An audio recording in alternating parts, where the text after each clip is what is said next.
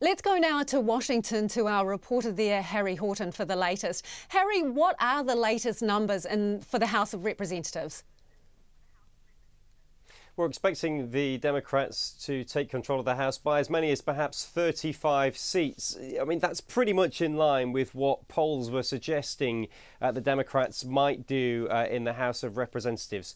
So I think for most Democrats, they'll be pretty pleased with that. That was the sort of blue wave that you heard them talking about before the election. That's the sort of thing they were expecting to happen. They've won in lots of suburban districts. That's compounds lots of evidence we've seen over the past few years that people in those areas are pretty disgusted by the tone that President Trump has been using and some of the policies that he's tried to pass. But in more rural areas, we've seen the support for Republicans and President Trump remain pretty strong. Turnout across the board has been incredibly high, and that tells us that not only are the activists opposed to Donald Trump, Democrats, not only are they very energized, but Donald Trump's supporters as well, too, are still very energized. So, you know, more division in America, but for the first time under Donald Trump, a check on his power for the Democrats. Well, exactly how much power does this give the Democrats? Because obviously they have got control of the House of Representatives back, but the Senate, that's still Trump territory. Yeah, you're right. But look, the fact that they've got a majority in the House, you only need a majority of one in the House of Representatives to control all the committees there. That gives you investigative power to look into all sorts of things going on in the Trump administration. So the Democrats, for example, were expecting to look into Donald Trump's tax returns, to perhaps look into some of the business dealings of members of his cabinet. All that is going to entangle the Trump administration into all these investigations. That will bog down their agenda both domestically and internationally. It's going to make life a lot more difficult for President Trump over the next 2 years. Yes, they have managed to increase their majority in the Senate. They can still get some very minor things done, but the fact that the Democrats control one chamber of Congress means that they can essentially block any legislation of his that they want to, and as I say, ensnare the White House in all sorts of investigations.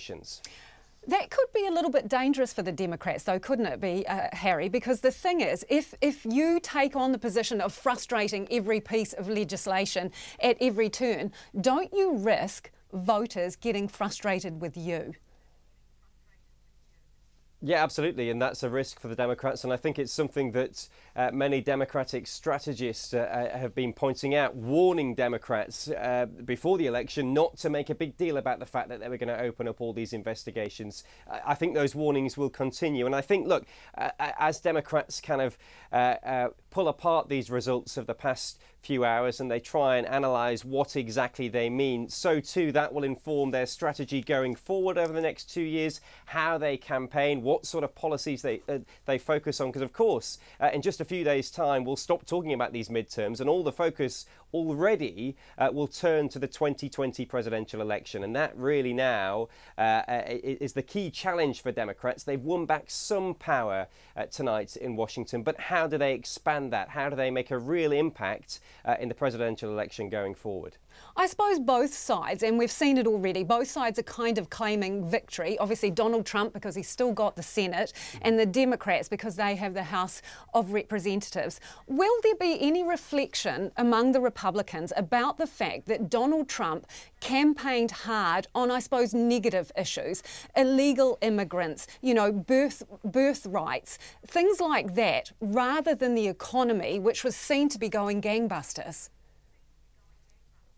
Well, I think for Republicans, they'll look at the fact that he campaigned on those incredibly divisive issues like immigration, and they'll say, look, that's probably why we lost the House of Representatives, because it turned off so many voters, particularly women voters, in suburban areas.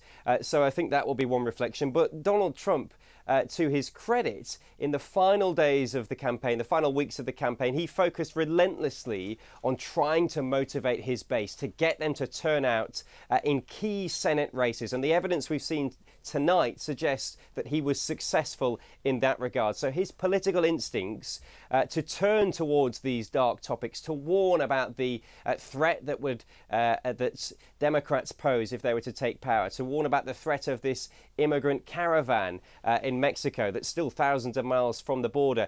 I think he thinks, or he will think, that he has been vindicated in those political instincts that he carried out over the past few weeks. What about the Democrats' political instincts then? Because even if people like to criticise Donald Trump, it is very clear what he stands for. Are voters so clear about what the Democrats stand for other than standing against what Trump stands for?